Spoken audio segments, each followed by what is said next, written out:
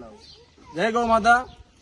આજ રોજ કણકોટ ગામ એટલે કે કણકોટ 3 આ વાંકાનેરની નજીક કણકોટ 3 માં 2 ગૌવંશ ઉપર એસિડ એટેક કરવામાં આવ્યા છે અને ગામમાં એવું જાણવા મળ્યું છે કે આવું અવારનવાર આવા મોંઘા જીવ ઉપર એસિડ એટેક કરવામાં આવે છે અને ખૂબ જ અત્યાચાર કરવામાં આવે છે।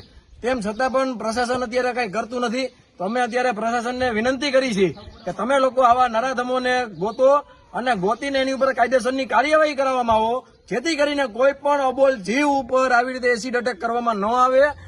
અને આ તો ઠીક છે, કોઈ પણ માણસ ઉપર અત્યારે એસિડ એટેક કરવામાં આવે તો એ કેમ ડાયરેક્ટ અત્યારે મળી જાય છે?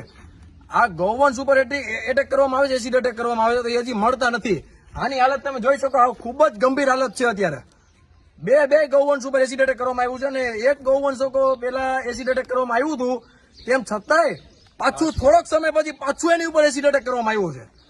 રાજકોટ જિલ્લા ટીમ, વાંકાનેરની ટીમ, ગૌરક્ષાની ટીમ સાથે મળીને અત્યારે બે ગૌવંશને રેસ્ક્યુ કરાવેલા છે અને રાજકોટ કરુણા એનિમલ હેલ્પલાઇન સદભાવના ખાતે અત્યારે સારવાર માટે મૂકવા જાય છે। જય ગૌ માતા।